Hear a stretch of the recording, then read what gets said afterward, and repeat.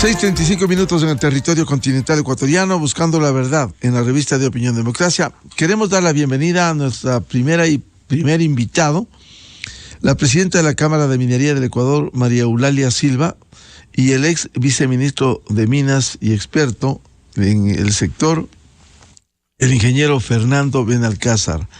Y planteamos este tema de la debilidad en el sector debido a principalmente la falta de actuación oportuna, firme, contundente de la autoridad nacional, del Estado ecuatoriano, qué decir de las autoridades locales. Precisamente un análisis del portal digital Primicias da cuenta cómo la narcominería es la principal preocupación del sector minero.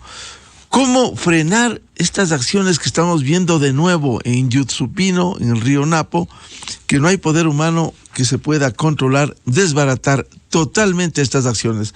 Bienvenida a María Eulalia Silva, muy buen día. Buenos días, Miguel. Siempre es un gusto saludarle a usted, a su audiencia. Buenos días, Fernando. La narcominería está irrumpiendo en el Ecuador y con una fuerza impresionante. Al parecer, son cada vez más frecuentes las denuncias y las imágenes dantescas que estamos viendo. Ya no es Yutsupino, ahora es el río Napo. Mañana, ¿dónde será? Sabemos también que en el sur del país hay incursión de minería ilegal, incluso en áreas protegidas. Es decir, esto no es aislado, no es una actividad que se está descontrolando producto de la casualidad. La narcominería es una actividad delictiva que está conectada al narcotráfico, que está conectada también a todas las redes poderosas de la industria delictiva del narcotráfico, lo cual implica corrupción, lo cual implica sicariato, lo cual implica extorsión dentro de las comunidades. No se puede hacer narcominería si es que no hay atrás primero el financiamiento poderosísimo de una fuente como es el narcotráfico. Tampoco se puede hacer sin la anuencia de autoridades de control y también de autoridades locales, es decir, de una red de corrupción. Creemos que hay que hacer una depuración también de la Agencia de Regulación y Control. El gobierno nacional está al tanto, está pendiente de este tema. Hay que, por supuesto, reforzar las autoridades de control, también reforzar el tema con Fiscalía y el Poder Judicial. No solamente se trata de que haya operativos, se trata también de que esos operativos terminen en una sentencia ejecutoriada, que no es lo que está pasando.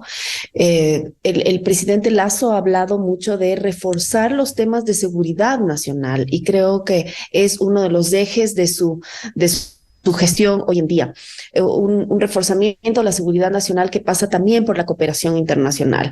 El tema de minería ilegal tiene que estar en esa agenda de reforzamiento de la seguridad nacional, pues la narcominería no solamente que está generando los pasivos ambientales que estamos viendo, esos pasivos ambientales tomarán años de poder ser remediados, pero además de eso funge de lavandería de todos esos narcodólares, de tal manera que no estamos hablando de un mal menor, no estamos hablando de una actividad a la que se están dedicando unos cuantos comuneros.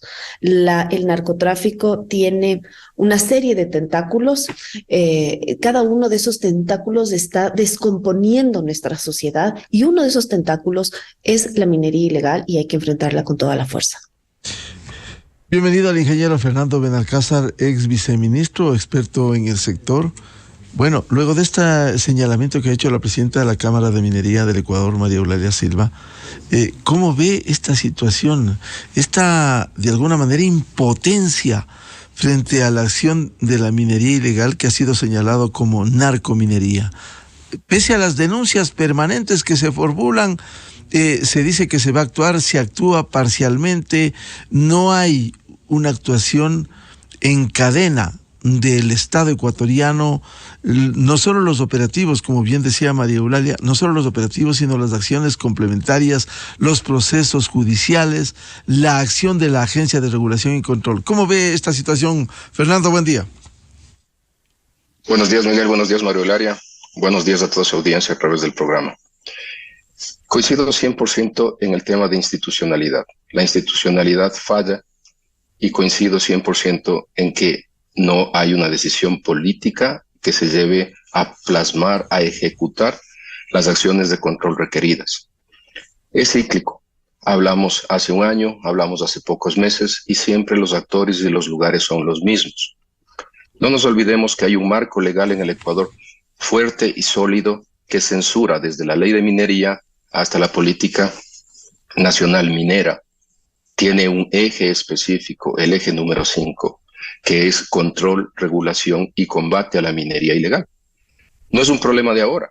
En el 2010, hace 12 años, se constituye y se establece la famosa SECMI, la Comisión Especial de Control de la Minería Ilegal, misma que nació por un año y veamos el resultado. Al año se vio la necesidad, hace 3 gobiernos, de establecerle de manera permanente porque es un problema gravísimo que tiene el país. Cuando digo no hay una decisión política, es que a nivel de Estado, a través del Ejecutivo, del presidente, se toma una decisión firme de combatirla y ejecutarla. Ahora, después de escuchar hace un año, en diciembre se escuchaba que se combatía la minería ilegal en Zaruma. Pocos meses después en Yuzupino se decía lo mismo, y lo decía el propio presidente. ¿Se habrá dado cuenta ahora el señor presidente que no cuenta con la gente adecuada ni con los recursos adecuados?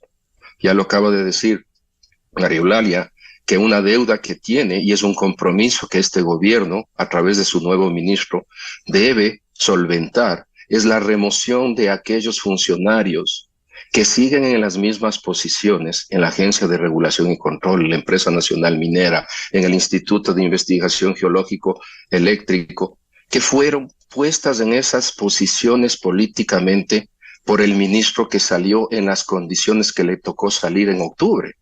¿Cómo es posible que parte de esa inacción se debe a esas cabezas y sigan las mismas cabezas?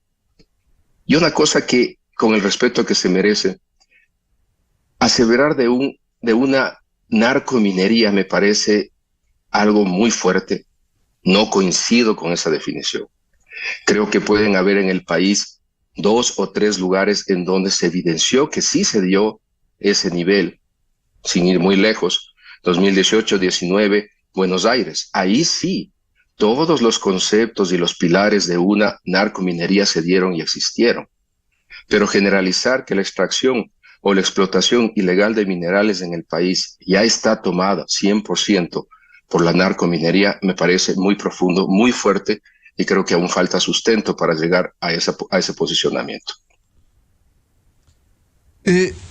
Doctora María Eulalia Silva, ¿qué pasó con el catastro minero? Tanto se habló y se ha dicho que esto pudiera, el no concretar en su totalidad, pudiera poner en riesgo el avance de proyectos formales. ¿Es así? Así es, Miguel. El catastro minero ha sido una oferta. La reapertura del catastro minero ha sido una oferta del gobierno ecuatoriano desde hace varios años y varias administraciones que no se han llegado a concretar. La última de ellas fue hecha en junio, en el marco del PIDAC, el evento minero y de inversión minera más grande del mundo. Nosotros como industria insistimos en la necesidad de reabrir el catastro minero por varias razones. Primera y principal, abrir el catastro minero es una manera de controlar el avance de la minería ilegal. El catastro minero es un portafolio de concesiones mineras. El momento que el Estado ecuatoriano da esa concesión y otorga el título minero, el receptor de ese título minero se hace responsable de lo que sucede en esa zona. Esa zona se vuelve sujeta a control, a regulación, a monitoreo. Por supuesto, tiene que estar cumpliendo con la ley Y es más, el Ecuador ha sido capaz de atraer inversión de calidad. Me refiero a inversionistas que están cotizando en mercado de valores y que como tal están sujetos al cumplimiento de estándares nacionales e internacionales. Entonces, qué mejor que esa zona se desarrolle de una manera sostenible, de una manera positiva y además de una manera responsable. Mientras el catastro esté cerrado, esas zonas son tierra de nadie y estamos viendo en la práctica que no es tierra de nadie, es tierra de mineros ilegales. Esa es la primera razón. La segunda razón, y muy importante, es para honrar la palabra del Ecuador en foros internacionales. Cuando uno dice que va a hacer algo, pues tiene que cumplirlo. Entonces, creemos que es sumamente importante para la inversión minera, pero también para la inversión de otras industrias, que el Ecuador honre su palabra. Al respecto también creo que es pertinente hablar de algunos temas que pasan por lo político. En junio se ofreció la reapertura del catastro. A mediados de junio ya vivimos las protestas que vivimos con las consiguientes mesas de diálogo. Hay que puntualizar que no todo el territorio nacional requiere de una ley de consulta, de un proceso de consulta previa. La consulta previa no es un invento ecuatoriano, es un proceso que ya se implementa en muchos países del mundo y muchos países de la región. Y no es que tiene que ser consultada toda la población. Tiene que ser consultada, ojo, sin poder de veto, porque no le están preguntando si permite o no permite. Lo que le están preguntando o lo que están informando o dialogando es cómo se va a generar ese desarrollo.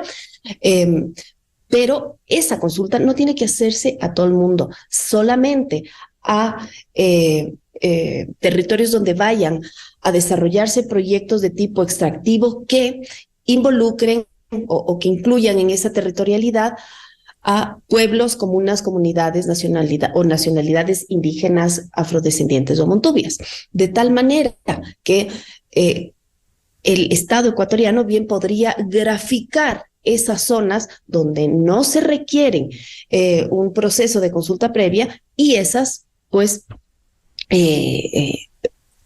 incluirlas en la reapertura del catastro. Obviamente, se necesita una normativa de consulta previa. Esa es una deuda que tiene el legislativo desde hace 14 años y según estamos viendo, las prioridades del legislativo tampoco van por esa línea. Pasarán 2 años, 3 años o más y seguiremos sin esa ley de consulta previa. Hay ya una sentencia de la Corte Constitucional que habla de que a falta de ley, bien se podría emitir una normativa secundaria provisional justamente para reglamentar la consulta previa, porque la ley viene después del derecho. El derecho está antes y eso está consagrado ya en la Constitución del 2008. La industria minera, lejos de oponerse a una expedición de normativa o de ley de consulta previa, más bien ha sido muy insistente en pedir esa ley. De tal manera que decir el catastro tiene que estar cerrado hasta tener las mejores condiciones posibles no es real. Se puede abrir ese catastro, obviamente no en la totalidad, pero sí hay cómo ir avanzando en el tema. ¿Y por qué no se abre el catastro? ¿Qué falta? ¿Decisión política desde las autoridades del sector en el gobierno? ¿Qué es lo que hace falta, María Eulalia? Algunos aspectos técnicos, pero creemos que también es la decisión política de avanzar. El presidente Lasso ha sido muy claro. Él está comprometido con el desarrollo de una minería responsable. Entendemos perfectamente que en este momento el país tiene una serie de frentes abiertos, sobre todo con los movimientos sociales, pero aquí está la industria para ayudar a una apertura sana y positiva de ese catastro por el bien de todos los ecuatorianos, Miguel. No solamente es por frenar la minería ilegal que estamos viendo, es un azote en zonas remotas donde escasamente el Estado llega, pero además es para hacer lo que ya estamos haciendo desde el lado responsable. Zamora Chinchipe durante los 2 últimos años logró lo que ninguna de las otras 23 provincias del país ha logrado: reducir 13 puntos la pobreza. ¿Qué ha pasado en los 2 últimos años en Zamora Chinchipe? Eso tiene nombre y apellido, se llama minería industrial. Hoy, 13 de cada 100 zamoranos han dejado de ser pobres gracias a la minería y gracias al encadenamiento productivo que genera la minería. Eso es lo que queremos también con el catastro minero: ayudar a sacar adelante a este país. Ingeniero Fernando Benalcázar, de su experiencia, ¿cómo limpiar la Agencia de Regulación y Control, como bien decía, entre otras cosas, María Eulalia Silva, a fin de que haya una fuerte institucionalidad que permita controlar como Estado, no solo como acciones aisladas? La Agencia de Regulación y Control en el sector minero es la que más se vio afectada en el proceso de fusión de julio del 2020. Y se vio afectada porque tenía funcionarios que tenían contratos temporales. Y en ese momento, 70 y más funcionarios fueron removidos, con la condición de que en los próximos meses el Ministerio de Economía y Finanza asignase los recursos para la recontratación de los mismos. Eso no sucedió. Estamos hablando del 2020. En el 2022 se recontrataron de 23 o 25 funcionarios nuevos. Algo se proveyó de personal. El ministro tiene que cambiar definitivamente al director de la Agencia de Regulación y Control de Recursos Naturales No Renovables, al igual que los 3 coordinadores de las áreas respectivas. Y para ello se dependía de contar con un nuevo presidente ejecutivo de la EMCO, la empresa coordinadora de empresas públicas, que preside esos directorios. Yo creo que está en la agenda del ministro ese cambio, y hay que buscar a una persona que esté alineada con los conceptos más básicos de transparencia y honestidad, porque no nos olvidemos en las circunstancias que se dieron los cambios de ministro hace pocos meses, hace 1 mes y medio. También hay que reconocer que están recién menos de 1 mes las autoridades del sector minero.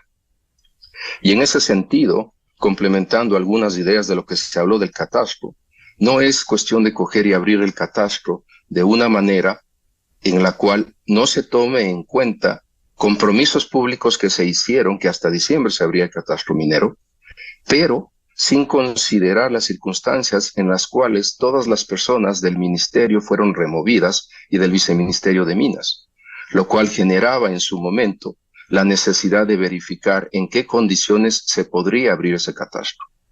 El catastro minero, desde diciembre del 2020 y ratificado en mayo del 2021, 10 días antes que llegue este gobierno, el BID, el Banco Interamericano de Desarrollo, notificó formalmente al Ecuador que el préstamo sobre el cual nosotros habíamos trabajado en la administración anterior para contar con los recursos para poder reabrir el catastro minero estaban disponibles. Es decir, esta administración, este gobierno, arrancó con fondos frescos libres que permitirían la apertura del catastro desde el punto de vista económico, que siempre fue la traba o el impedimento para la apertura ofrecida en la administración anterior. Pero por otro lado, no se llegó a terminar los procesos paulatinos que permitirían la reapertura. La reapertura debe darse, así como se mantuvo abierto para el tema de obra pública, de áridos y petróleos, que nunca se cerró. Debería abrirse paulatinamente en aquellos lugares y en aquellas zonas en donde no se requieren de los procesos de consulta previa, libre e informada, y también en aquellos lugares en donde, de acuerdo al orden de prelación, existen más de 500 solicitudes que deben despacharse y atenderse. ¿Es posible abrirlo? Sí. Yo creo que es cuestión de meses o semanas, tal vez, donde el termómetro político juega un factor importantísimo.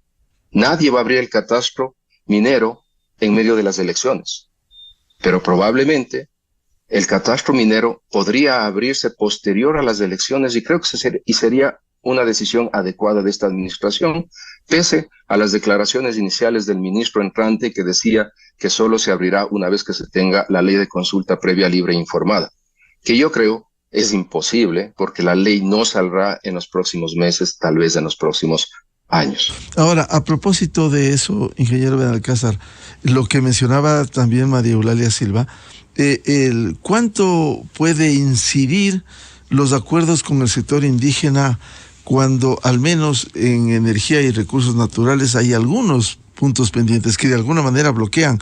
No se otorgarán títulos mineros hasta contar con normativa de consulta previa, evaluación integral de expedientes mineros e hidrocarburos. Es decir, sujetos a esta ley para el avance de la explotación formal y racional que ha dejado recursos al país. Eso es un gravísimo error. Yo he sido muy crítico y lo he dicho en varias entrevistas. Cuando una persona que no conoce el sector minero ni el sector extractivo en general se sentó en esas mesas, aceptó sin defender de manera categórica los intereses del Estado frente a uno de los recursos más importantes que tiene el país, que es el petrolero y el minero. Y esos compromisos que se establecieron en la famosa Mesa 5 son sumamente comprometedores. Cuando se dice que se hará evaluación de proyectos mineros con nombres y apellidos, cuando se decide hacer una moratoria petrolera con nombres y apellidos de tantos bloques, cuando se dice, y lo negó la autoridad de turno en su momento, que hay una moratoria del sector minero, se entregó en bandeja de plata a un grupo indígena liderado por una persona sustancialmente radical en contra del sector minero y extractivo en general, el poder de decidir, un poder de alguna manera de veto. No puede jamás en esas mesas de diálogo decirse que se hará una evaluación técnica de los proyectos y se decidirá sobre ellos. ¿Dónde queda la seguridad jurídica? ¿Dónde quedan los derechos propios establecidos en la Constitución para el manejo, administración de los recursos naturales no renovables y de los recursos que se denominan estratégicos, que está en manos exclusivamente del Ejecutivo? Todo eso ha permitido que esta persona salga públicamente y amenace al país regularmente, hace 15 días, hace 2 días, hace pocas horas, con el temor y la amenaza de otro ataque terrorista, llámese protesta social. Yo hacía una pregunta hace pocas semanas cuando alguien publicaba y decía que tras los anuncios, uno de los primeros grandes pasos dados por el actual viceministro de Minas en coordinación con el ministro de Inversiones, Roberto Salas, hablaban de emular lo que se ha hecho en el sector petrolero en declarar zonas de seguridad también en el sector minero. ¿Cuál fue la reacción? Días después, hablar del incumplimiento de los acuerdos de las mesas de diálogo y formalizar la amenaza de crear los frentes de choque indígenas y si se van a crear zonas de protección, vamos a crear los frentes de choque porque nosotros también estamos en contra de la minería. Eso no puede haber. No puede haber dentro del Estado ecuatoriano una minoría que ha demostrado ser violenta, ha demostrado ser eficiente en el daño y la destrucción y generar el terror y la amenaza del desarrollo de un sector extractivo importantísimo. Los números ya lo dicen todo.